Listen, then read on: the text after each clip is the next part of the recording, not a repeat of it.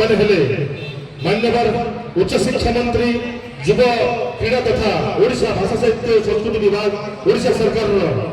श्रीमान सूर्यवंशी सूरज जोरदार ताली मार के स्वागत करबा हमर मंचल के समस्त हमें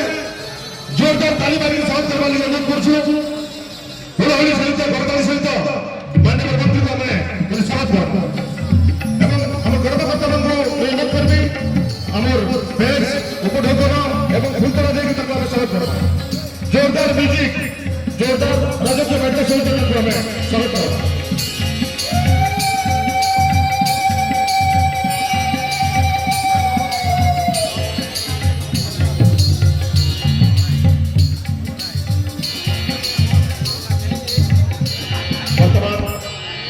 मान्यवर मंत्री को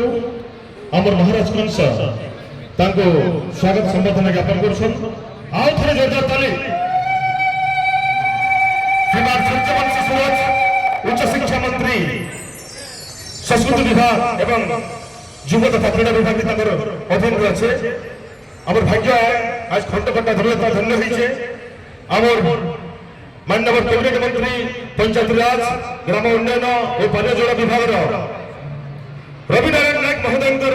जरिया आम पाइछु मान्यवर मंत्री को सूर्यवंशी सूरज जैन को आज गोटे सौभाग्य दिन गोटे ऐतिहासिक दिवस बहुत बहुत स्वागत और अभिनंदन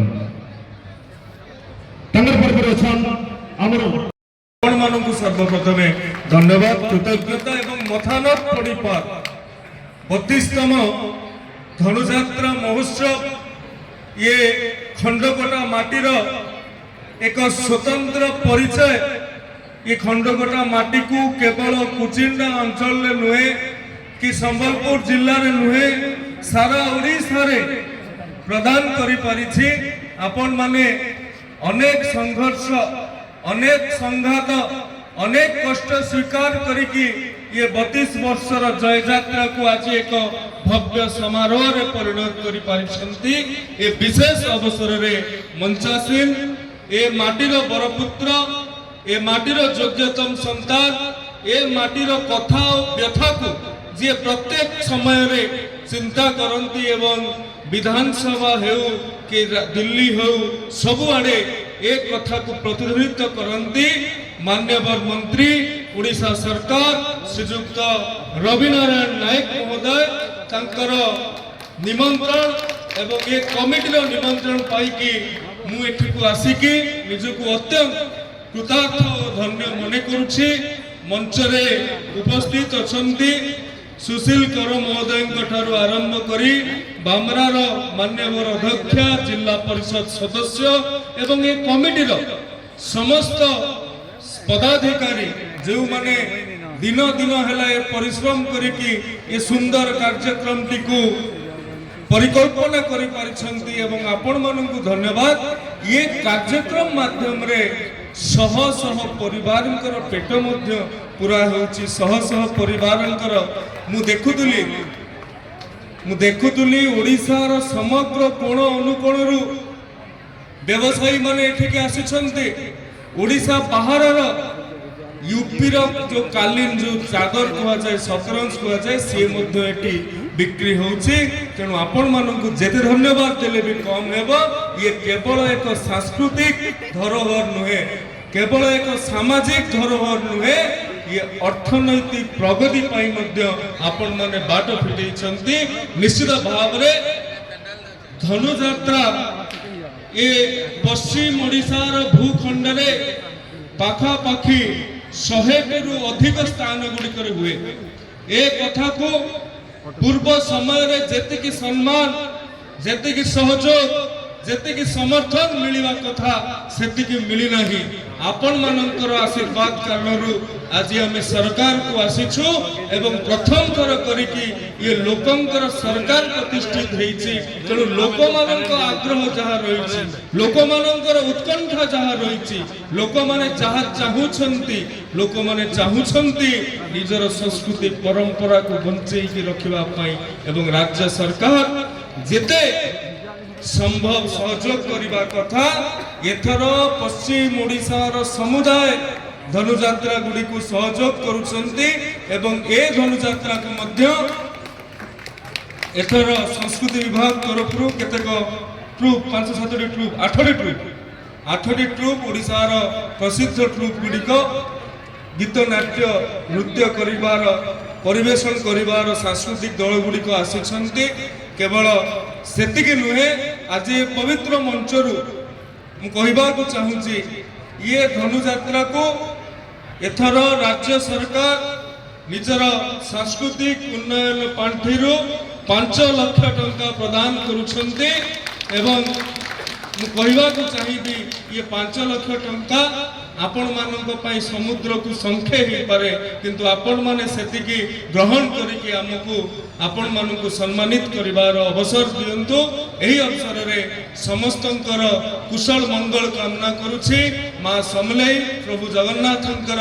ଆଶୀର୍ବାଦ ସବୁବେଳେ ଆପଣମାନଙ୍କ ଉପରେ ଥାଉ। ଆଜିର ଦିନରେ ଏତିକି କାମନା, ଏତିକି ପ୍ରାର୍ଥନା। ଧନ୍ୟବାଦ। ମନ୍ତ୍ରୀ ମହୋଦୟ ମହାରାଜ ଦେଖୁଛ ତ ପରଉଛି ଧନୁଯାତ୍ରା ମହୋତ୍ସବ, ହେଲେ ମୋର ଗୋଟେ ଅଭିଯୋଗ ଅଛି, ସ୍ପୋର୍ଟସ କମ୍ପ୍ଲେକ୍ସ ଗୋଟେ ଯଦି ଏଠି ନିହାତି ହବ ତାର କିଛି ସମାଧାନ ଅଛି? ଜଣାଅ ଆମ ପ୍ରଜାମାନଙ୍କୁ ଏ ରାଜ ଦରବାର। ମହାରାଜଙ୍କର ଅବଗତି ନିମନ୍ତେ ନିଶ୍ଚିତ ଭାବରେ ଇଏ ଏକ ଗୁରୁତ୍ୱପୂର୍ଣ୍ଣ କଥା ମହାରାଜ ଉଠେଇଛନ୍ତି। ମାନ୍ୟବର ମନ୍ତ୍ରୀ ଆମର ଗତ 7 ତାରିଖ ଦିନ ଯେଉଁ କ୍ୟାବିନେଟ୍ ହେଇଥିଲା, ସେ 7 ତାରିଖ ଦିନ ମାନ୍ୟବର ମନ୍ତ୍ରୀ ଏବଂ ମନ୍ତ୍ରୀ ପରିଷଦର ସମସ୍ତ ସଦସ୍ୟ ଉପସ୍ଥିତ ଥିଲେ। ମୁଁ ମହାରାଜଙ୍କର ଅବଗତି ନିମନ୍ତେ ଜଣାଇ ଦେବାକୁ ଚାହୁଁଛି, ରାଜ୍ୟ ସରକାର ଏଥର କ୍ରୀଡ଼ା ଭିତ୍ତିଭୂମିକୁ କେବଳ ବଡ଼ ବଡ଼ ସହରରେ ସୀମିତ କରି ରଖିବାକୁ ଚାହୁଁନାହାନ୍ତି। ଯଦି ଆମର ଗ୍ରାମୀଣ ଅଞ୍ଚଳର ପ୍ରତିଭାମାନଙ୍କୁ ଆମକୁ ବିଶ୍ୱ ସ୍ତରକୁ ନେବାକୁ ପଡ଼ିବ, ତେବେ ବିଶ୍ୱ ସ୍ତରର ଭିତ୍ତିଭୂମିକୁ ମଧ୍ୟ ଆମକୁ ଗ୍ରାମୀଣ ଅଞ୍ଚଳକୁ ଆଣିବାକୁ ପଡ଼ିବ। ଏ କଥା, ଏ ତତ୍ତ୍ୱକୁ ଆମେ ହୃଦୟଙ୍ଗମ କରିଛୁ ଏବଂ ଏଥର କ୍ୟାବିନେଟ୍ରେ ଓଡ଼ିଶାର ସମସ୍ତ ବ୍ଲକରେ ସ୍ପୋର୍ଟସ କମ୍ପ୍ଲେକ୍ସ ନିର୍ମାଣ କରିବା ପାଇଁ 4124 କୋଟି ଟଙ୍କାର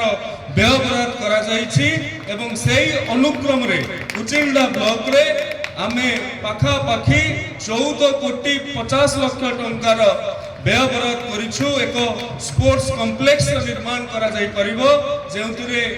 ଆନ୍ତର୍ଜାତୀୟ ମାନର ଅର୍ଥାତ୍ ଫିଫା ଷ୍ଟାଣ୍ଡାର୍ଡ ଆଉ ଫିଫା ସାଇଜର ଫୁଟବଲ ଗ୍ରାଉଣ୍ଡ ରହିବ, କ୍ରିକେଟ ଗ୍ରାଉଣ୍ଡ ରହିବ,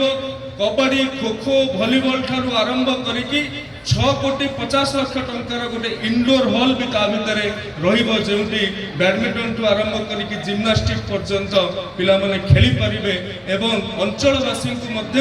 ସକାଳୁ ବା ସନ୍ଧ୍ୟାରେ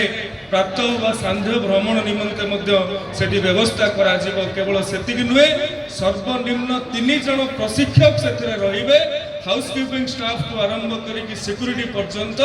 ସବୁକିଛି ବ୍ୟବସ୍ଥା କରାଯିବ। କାରଣ ଏ ଗ୍ରାମୀଣ ଅଞ୍ଚଳ ଗୁଡ଼ିକରେ ଯେଉଁ ପ୍ରତିଭା ଅଛି ତାକୁ ଯଦି ଠିକ୍ ଭାବରେ ପାଣି ପବନ ମିଳିଲା, ତାର ମହକ